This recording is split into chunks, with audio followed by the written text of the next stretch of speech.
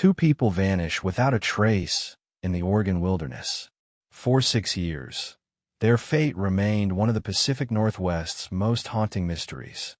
Until one day, a hiker pressed play on his GoPro camera and uncovered footage that would change everything.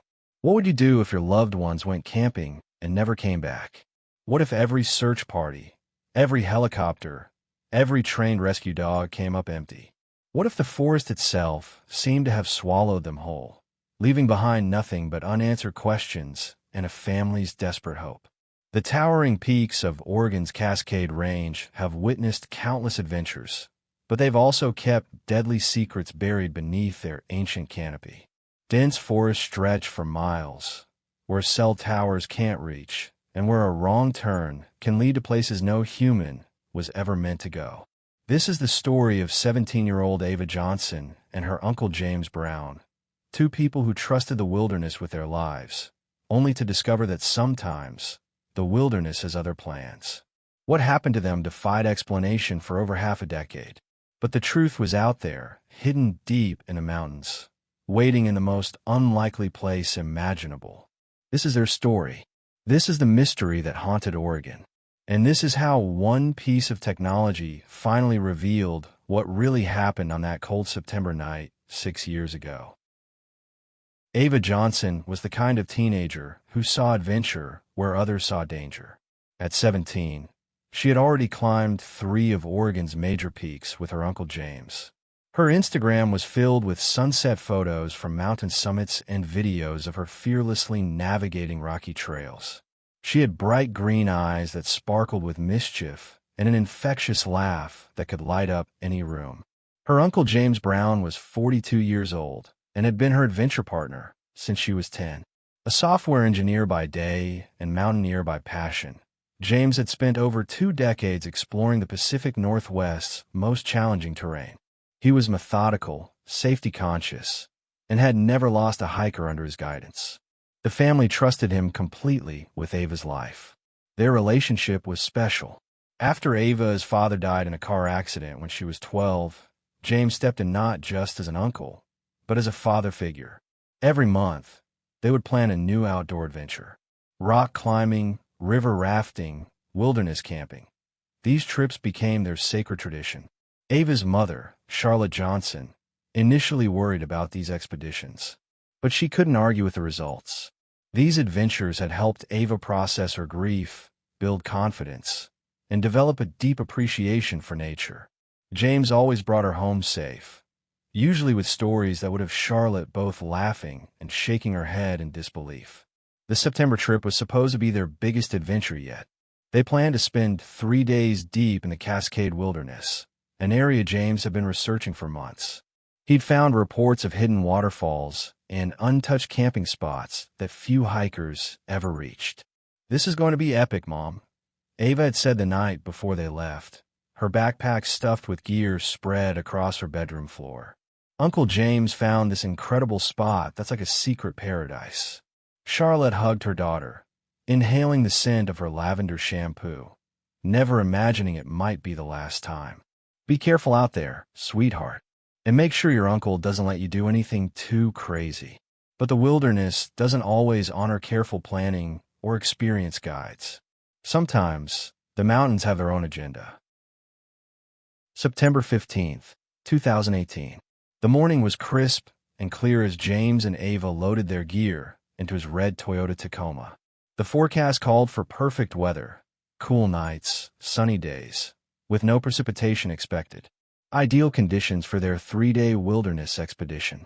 They drove east from Portland, leaving civilization behind as they wound through increasingly remote mountain roads. The radio gradually faded to static, cell phone bars disappeared, and soon they were surrounded by nothing but towering Douglas firs and the smell of pine. Their destination was a remote section of the Cascade Wilderness, accessible only by a difficult 5-mile hike from the nearest parking area. James had chosen this spot specifically because of its isolation. No crowds, no noise, just them and the pristine wilderness. At 11:47 a.m., they checked in at the ranger station. The young park ranger, Kevin Martinez, would later remember their interaction clearly. James had seemed well prepared, with detailed maps and proper permits. Ava was excited, bouncing on her toes as she looked at trail maps on the wall. "First time in this area?" Martinez had asked. "For her, yes," James replied, adjusting his heavy pack. "I've done some research, but we're both looking forward to exploring something new." "Weather looks perfect for the next few days," Martinez said, stamping their permits. "Just remember, this area is remote. If you get into trouble, you're a long way from help." James nodded seriously. "We'll be careful," planning to be back Monday evening. They were never seen again. Their truck was found in the parking area 3 days later, exactly where they'd left it. The engine was cold, the doors locked, everything in place. But James and Ava had vanished as completely as if they'd never existed. The trailhead security camera captured them entering the forest at 12:15 p.m. on September 15th. Two figures with heavy packs, walking confidently into the green canopy. The same camera never recorded them coming back out. What happened in those woods would remain a mystery for 6 long years. Monday evening, September 18th. Ava Johnson checked her phone for the 100th time that day. No messages. No missed calls. The silence felt heavy in her chest. James was never late. He was the most punctual person she knew, the kind of man who showed up 15 minutes early to everything. He'd promised to call when they reached civilization, promised to be home by dinner. By 9 p.m., Charlotte couldn't ignore the gnawing worry anymore. She called James's phone, straight to voicemail. She tried Ava's phone, the same electronic void.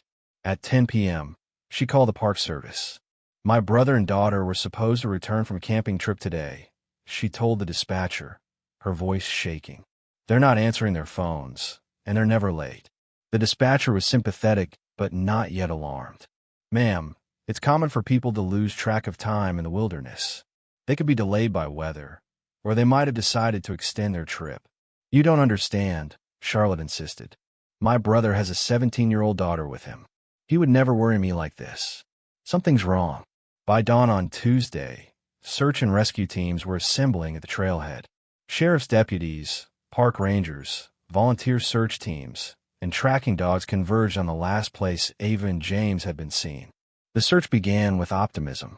These were experienced rescuers who had found countless lost hikers over the years. The weather was still good, visibility was excellent, and they had a clear starting point. But as the hours passed, that optimism began to crack. The dogs picked up their scent along the main trail for about 2 miles, then lost it completely. No footprints, no broken vegetation, no dropped gear. It was as if Ava and James had simply evaporated into the forest air. Search teams expanded their radius. Helicopters with thermal imaging cameras scanned the canopy from above. Volunteers called their names until their voices were hoarse. The search continued for 12 days, covering over 40 square miles of some of Oregon's most rugged terrain. They found nothing. "It's like they just vanished," said search and rescue coordinator Linda Foster.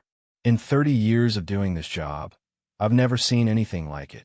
The family was devastated, but they refused to give up hope. Maybe Ava and James had fallen into a cave system. Maybe they were injured and hiding, waiting for rescue. Maybe they were walking out of the wilderness through some unknown route. But deep down, everyone feared the worst. Detective Sarah Walsh had worked missing persons cases for 15 years, but the Johnson Brown disappearance puzzled her from day one. Experienced hikers didn't just vanish. There were always clues, broken branches, disturbed soil, something to indicate direction of travel or what might have gone wrong. The investigation revealed troubling inconsistencies. James had told the ranger they planned to camp in the Pine Creek area, but his research notes mentioned several other potential sites. His GPS device was missing from his truck, along with their phones and cameras. Without these digital breadcrumbs, investigators were flying blind. A week into the search, teams discovered an abandoned campsite 3 miles from the main trail. A cold fire ring, scattered gear, and signs of hasty departure. But was it theirs? The campsite had been used by many hikers over the years, and weather had scattered any clear evidence. Then came the first real lead. A fellow hiker named Marcus Webb reported seeing two people matching their description near Lookout Point, about 4 miles from the main trail. But his sighting was on September 16th, the day after they'd supposedly set up camp. If Webb was right, James and Ava had been moving deeper into the wilderness, not preparing to return home. They seemed agitated, Webb told investigators. The older man kept looking over his shoulder, and the girl looked scared. I thought about approaching them, but they turned away when they saw me. This sighting changed everything. Were James and Ava running from something? Or towards something? And why would they abandon their planned route to venture into one of the most remote and dangerous sections of the Cascade Range? Detective Walsh interviewed dozens of people, fellow campers who'd been in the area, local hunters who knew the region intimately, even park employees who might have had contact with the missing pair. One interview stood out. A maintenance worker named Tony Valdez mentioned seeing an unfamiliar vehicle near the Pine Creek parking area on September 15th, a black SUV with tinted windows that didn't belong to any of the registered campers. It was parked in the shadows, kind of hidden, Valdez recalled. Thought it was weird because most people want to park in the open where they can find their car easy. This one was tucked away like someone didn't want it noticed. The SUV was gone by September 16th, and despite extensive efforts, investigators never identified the vehicle or its occupants. As weeks turned to months, the investigation hit dead end after dead end. Without bodies, without witnesses, without any physical evidence, Detective Walsh was forced to file the case as an ongoing missing persons investigation. But she never stopped wondering. What had driven James and Ava so deep into the wilderness that even experienced search teams couldn't find them? 6 years, 2,190 days of wondering, hoping, grieving without closure. Charlotte Johnson aged a decade in those years. Every phone call made her heart race. Maybe this time it would be news. Every knock at the door brought a flicker of hope. Every September 15th anniversary felt like reliving the nightmare all over again. She kept Ava's room exactly as her daughter had left it. Clothes folded in drawers, homework assignments still scattered on the desk, a half-finished friendship bracelet on the nightstand. Charlotte would sit in there sometimes, surrounded by the ghost of her daughter's laughter. The case had gone cold, but the family never stopped searching. They organized annual search expeditions, hiring private investigators and psychics, following up on every tip, no matter how far-fetched. Social media pages dedicated to finding Ava and James attracted thousands of followers, but years passed without any meaningful leads. James's brother Michael Brown struggled with survivor's guilt. I should have gone with them, he'd say at family gatherings that felt incomplete without James's booming laugh and Ava's infectious energy. Maybe if there had been 3 of us. The local hiking community was haunted by the disappearance. Trail registries at nearby areas filled with notes and prayers for the missing pair. Fellow hikers would sometimes report seeing figures in the distance who vanished when approached, grief-induced hallucinations, or something more unexplainable. Support groups formed for families of missing persons. Charlotte found solace in sharing her story with others who understood the particular agony of not knowing. The hope that felt both like a blessing and a curse. The dreams where Ava walked through the front door as if nothing had happened, followed by the crushing reality of waking up. Detective Walsh, now promoted to sergeant, never closed a file. She kept photos of Ava and James on her desk, a daily reminder of the case that defined her career. She'd take new calls about possible sightings, knowing most would lead nowhere, but unable to ignore even the smallest possibility. The wilderness kept its secrets. Seasons changed, snow fell and melted, new growth covered old trails. Nature slowly reclaimed any evidence that might have remained, erasing footprints and scattering memories like leaves in the wind. By 2024, most people had accepted that Ava Johnson and James Brown were gone forever. The mystery had become local legend, another cautionary tale about respecting the power of the mountains. But the mountains weren't done telling their story yet. Noah Martinez had always been drawn to extreme places. As a professional base jumper and wilderness photographer, He specialized in capturing footage from locations most people would never see. His YouTube channel documented death-defying leaps from cliffs, bridges, and mountain peaks across the Pacific Northwest. September 22, 2024, was supposed to be just another filming day. Noah had hiked 12 miles into the Cascade wilderness to reach Devil's Backbone, a knife-edge ridge that offered spectacular jumping opportunities and even better camera angles. His plan was simple: set up his GoPro to capture a wingsuit flight through a narrow canyon, then hike down to retrieve the camera from its landing spot. He'd done similar shoots dozens of times. But as Noah descended into the canyon to collect his equipment, something caught his eye. About 30 feet below his landing zone, partially hidden by 6 years of fallen branches and forest debris, was something that didn't belong. At first, he thought it was just camping trash, the kind of litter that thoughtless hikers sometimes left behind. But as he got closer, his blood ran cold. A faded blue backpack, torn and weathered, was caught between 2 large boulders. Next to it, barely visible under a carpet of decomposing leaves, was what looked like a torn piece of bright orange fabric, the color used for emergency signals. Noah's hand shook as he cleared away the debris. More gear emerged: a twisted aluminum camping pot, the remains of a sleeping bag, and then, wedged in a crack between the rocks, something that made his heart stop. A small black device, cracked and dirty, but unmistakably a camera. Noah knew about the Johnson Brown disappearance. Every serious hiker in Oregon knew the story. He also knew he was looking at what might be the first real evidence in 6 years. With trembling fingers, he photographed everything exactly as he'd found it, then carefully extracted the damaged camera. The memory card was still intact, protected by the device's waterproof casing. The hike back to civilization felt endless. Noah's mind raced with possibilities. Was this really connected to the missing pair? What might be on that memory card? And why was this gear found so far from where anyone had been searching? At 6:47 p.m., Noah walked into the Jackson County Sheriff's Office carrying an evidence bag containing what might be the key to Oregon's most baffling disappearance. "I think I found something that belongs to Ava Johnson and James Brown," he told the desk sergeant. The words that would finally break 6 years of silence had been spoken. Detective Sergeant Sarah Walsh had been enjoying a quiet evening at home when her phone rang. The voice on the other end was excited, speaking rapidly about a discovery in Devil's Canyon.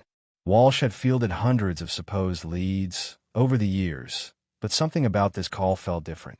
She arrived at the sheriff's office to find Noah Martinez waiting nervously in the lobby, a small pile of weathered camping gear spread across the evidence table.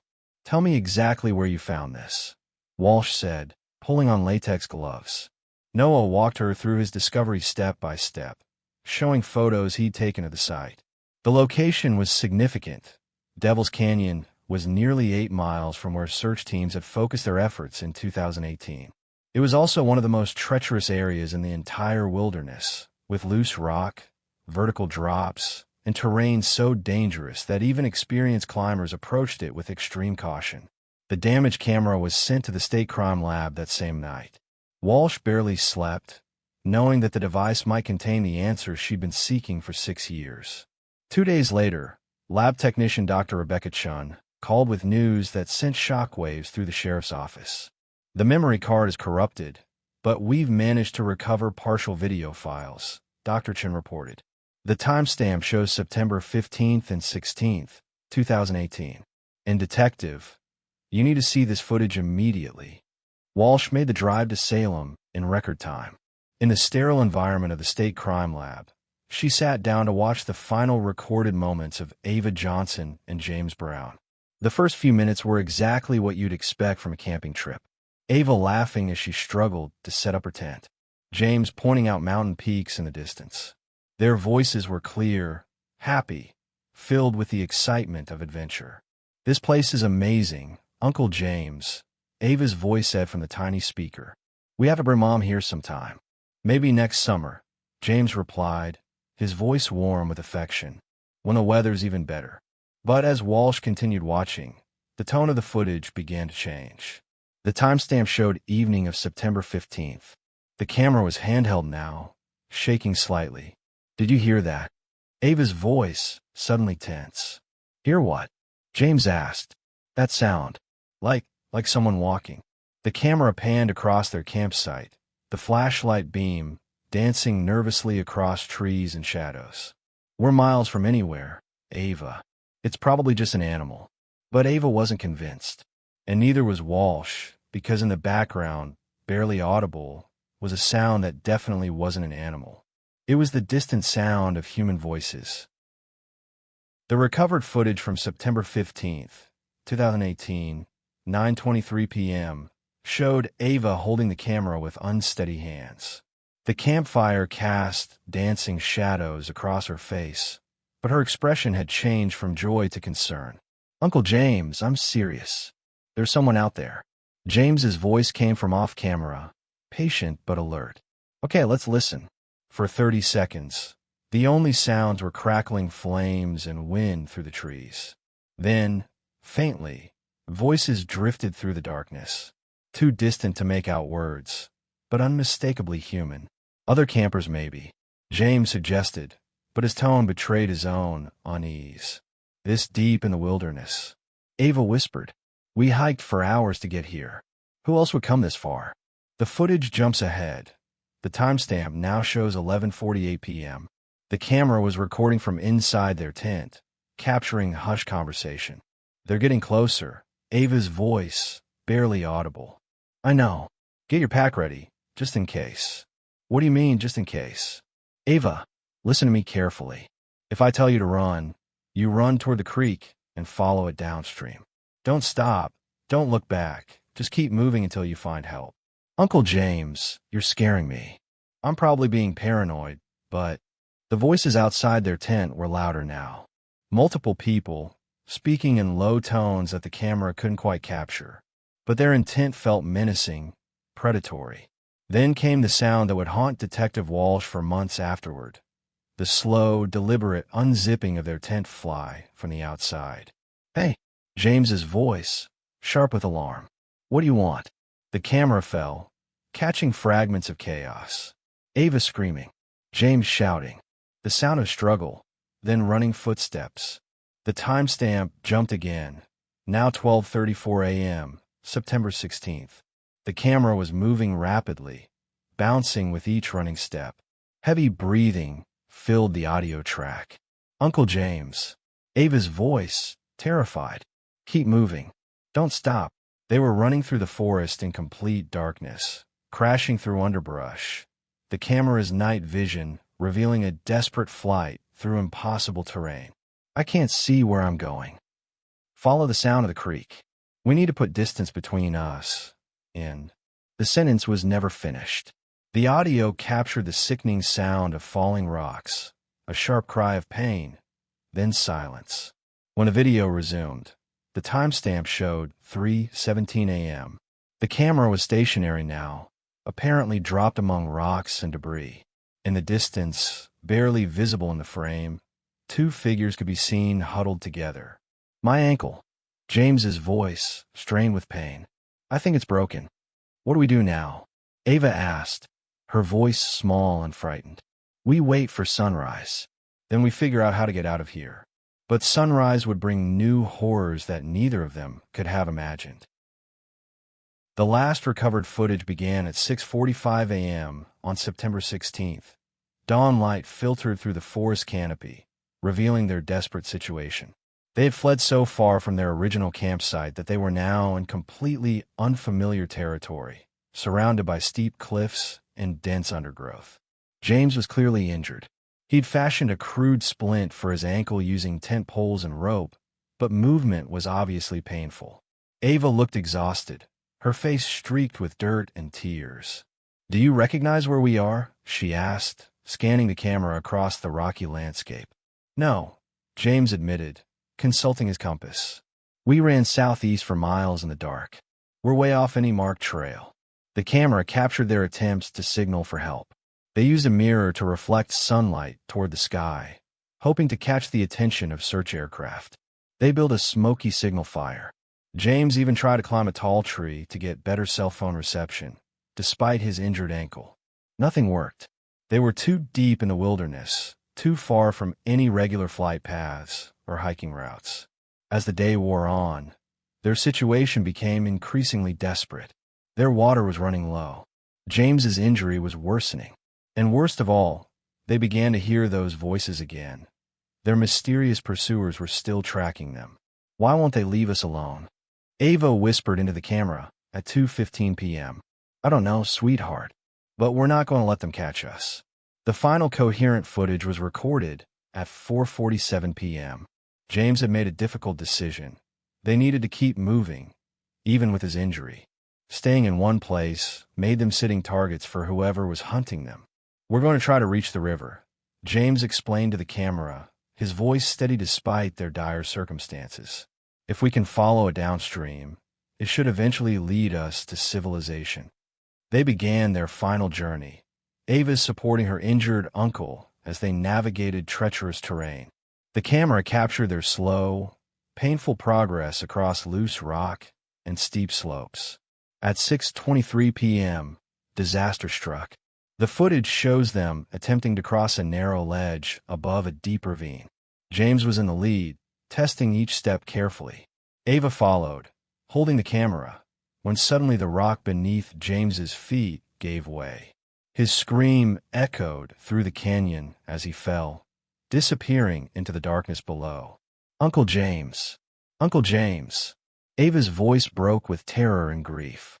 The camera shook violently as she tried to see into the ravine, but the depth and failing light made it impossible to spot James or determine if he had survived the fall. For several minutes, the audio captured only Ava's sobbing and desperate calls to her uncle. Then, in the growing darkness, those other voices returned, closer now, almost upon her. The final seconds of footage showed Ava running again, the camera bouncing wildly as she fled along the cliff top. Her breathing was labored, panicked. Then came the sound of loose rocks shifting under her feet, a sharp cry of alarm, and the sickening sensation of falling. The camera hit the rocky ground and went dark. The timestamp read 6:47 p.m., September 16, 2018. After 6 years of mystery, the truth was finally revealed, but it raised more questions than it answered. The recovery of Ava and James's remains took another 3 weeks. Using the GoPro footage as a guide, search teams finally located Devil's Canyon and began the dangerous process of retrieving bodies from the remote ravine. James Brown was found at the bottom of a 60-foot cliff, his body badly damaged by the fall and 6 years of exposure to the elements. Medical examiner Dr. Patricia Williams determined that he had died instantly from massive trauma to the head and spine. Ava Johnson's remains were discovered on a narrow ledge about 20 feet down from the cliff edge, along with a damaged GoPro camera that had recorded her final moments. Unlike her uncle, Ava appeared to have survived the initial fall, but died from a combination of injuries and exposure over the following days. Based on the evidence, Dr. Williams explained to Detective Walsh, it appears that Ava lived for approximately 72 hours after James's death. Her injuries included a broken leg and several fractured ribs, but nothing immediately fatal. She likely died from hypothermia and dehydration. The medical findings aligned with the final, disturbing pieces of footage that lab technicians had managed to recover from the damaged memory card. In those last recorded hours, Ava had tried desperately to save herself, calling for help until her voice gave out, attempting to climb back up the cliff face despite her injuries. But the most chilling discovery was what investigators found with the remains. Scattered around both bodies were items that hadn't appeared in any of their gear lists: zip ties, duct tape, and a large hunting knife that belonged to neither James nor Ava. Someone else was definitely involved, Detective Walsh concluded. The question is whether these people were trying to help or harm them. The DNA analysis provided partial answers. Foreign DNA was found on the zip ties and tape, male DNA that matched no one in the criminal database.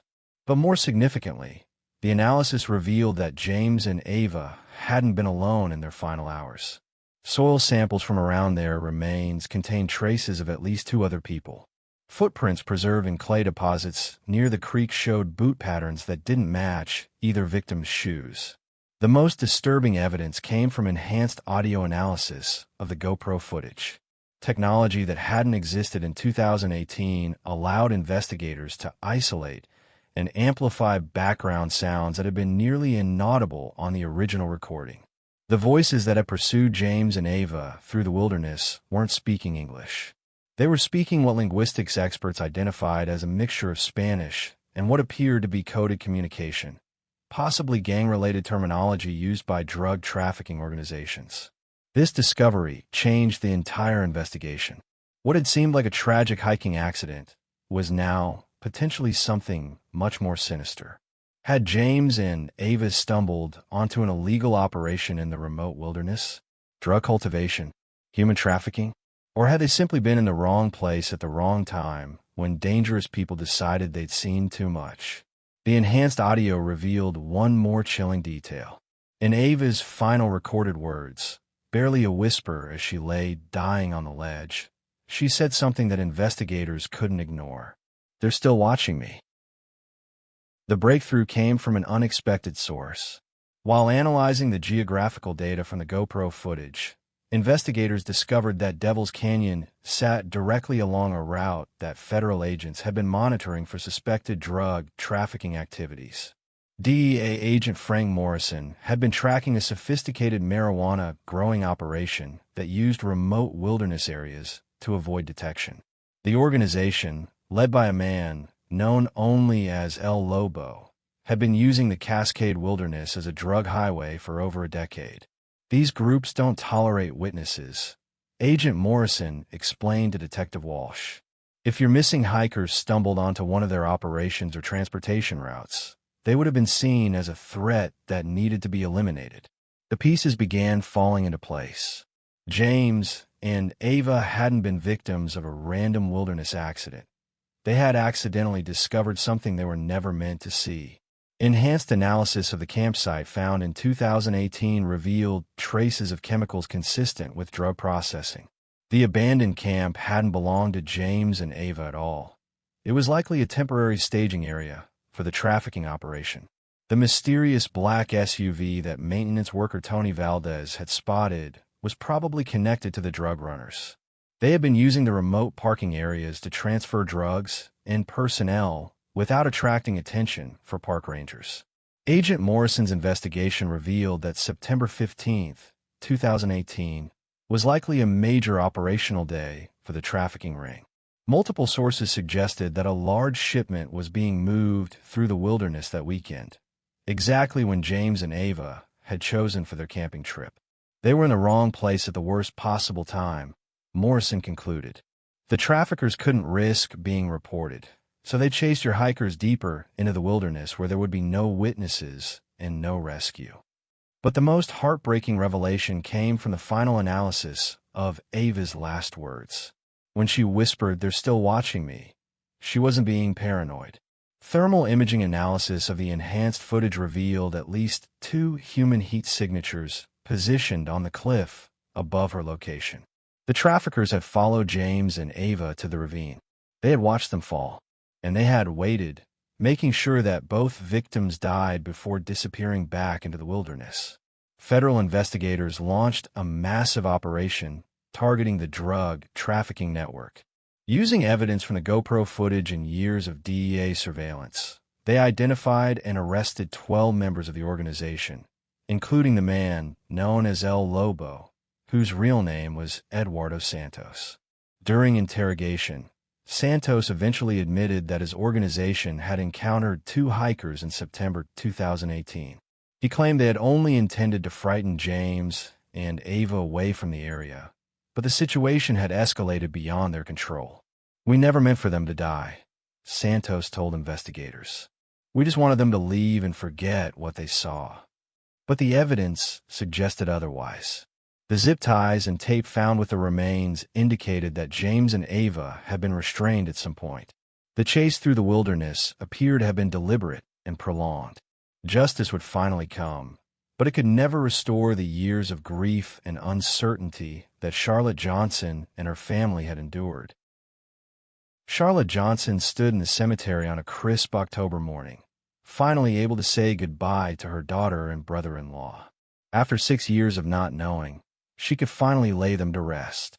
The funeral drew hundreds of people, family, friends, fellow hikers, and strangers who had been touched by their story. Ava's best friend read a poem about adventure and courage. James's climbing partners shared stories about his generous spirit and love for the mountains. Eduardo Santos and 3 other members of his trafficking organization were convicted of involuntary manslaughter and sentenced to lengthy prison terms.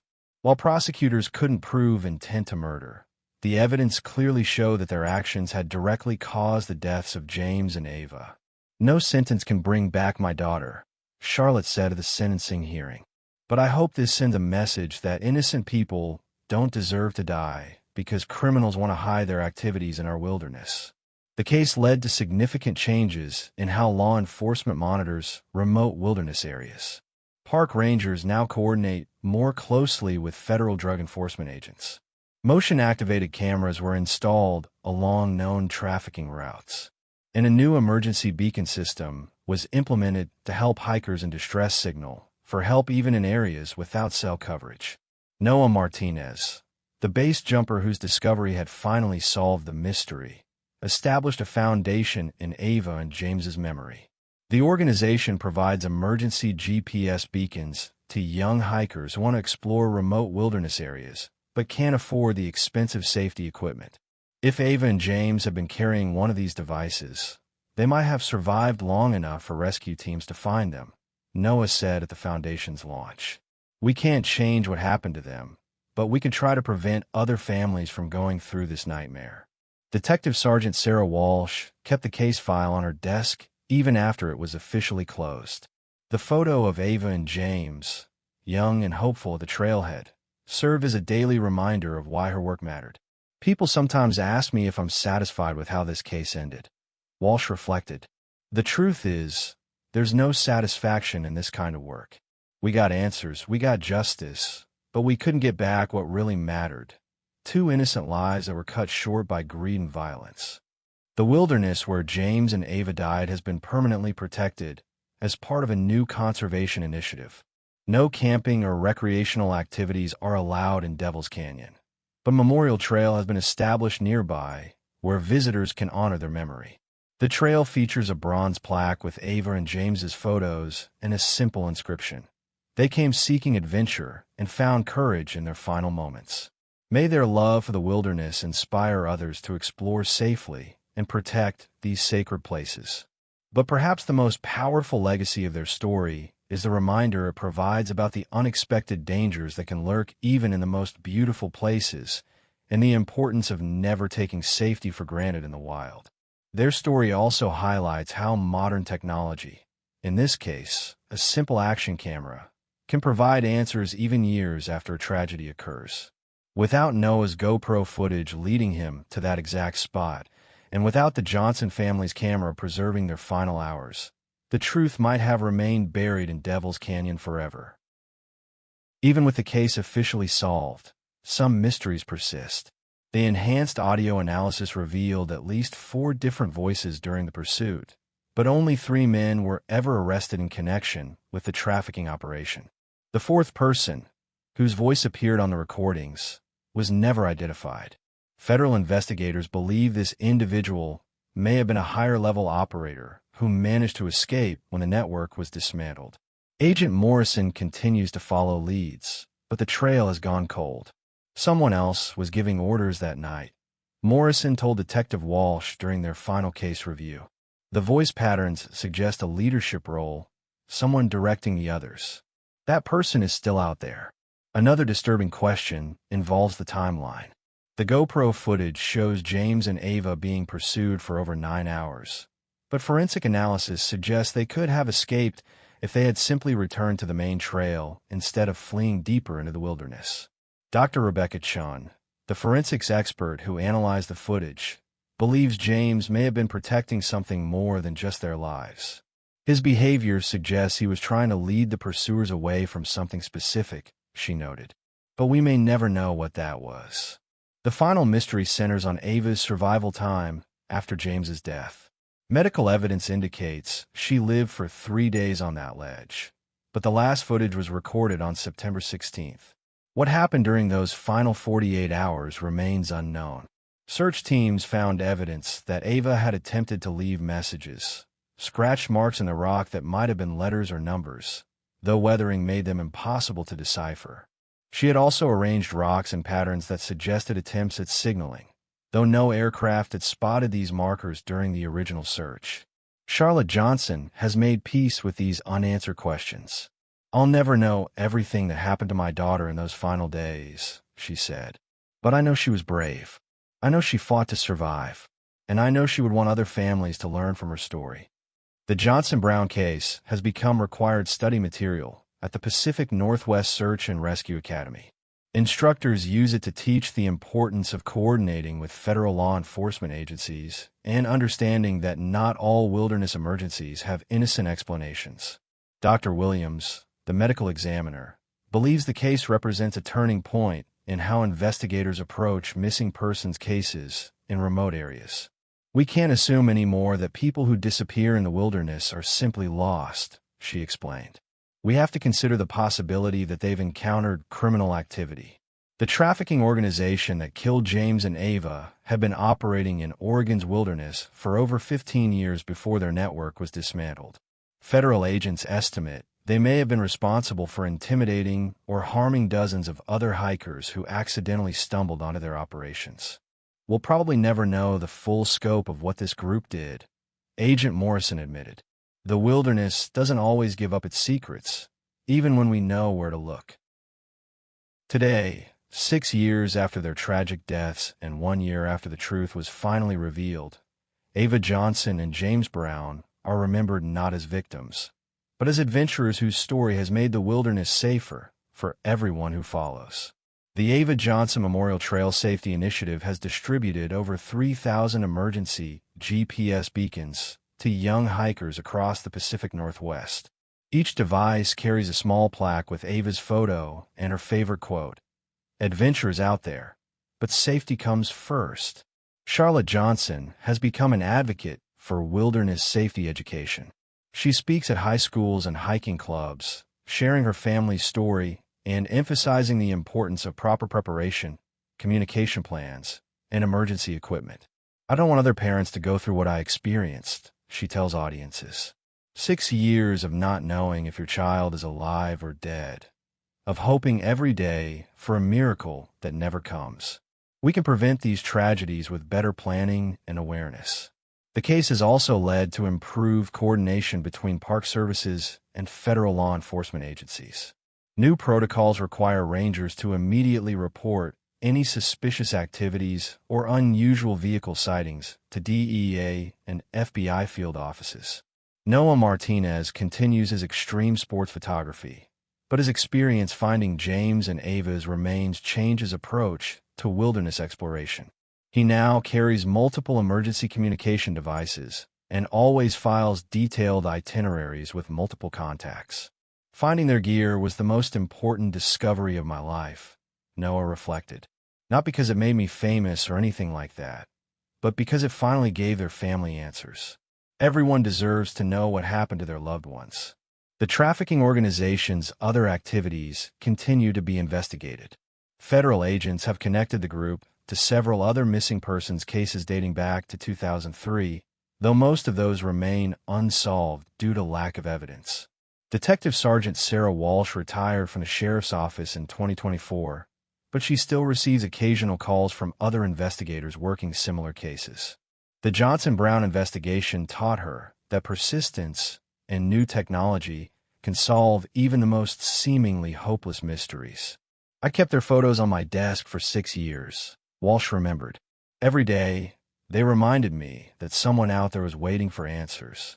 When we finally found those answers, it felt like completing a promise I'd made to their family." The wilderness areas where James and Ava died have been extensively searched for other victims, but none have been found. The remote location that became their final resting place has been designated as protected habitat, ensuring that it will remain undisturbed. Visitors to the area often leave flowers, stones, or small mementos at the memorial marker installed near the trailhead.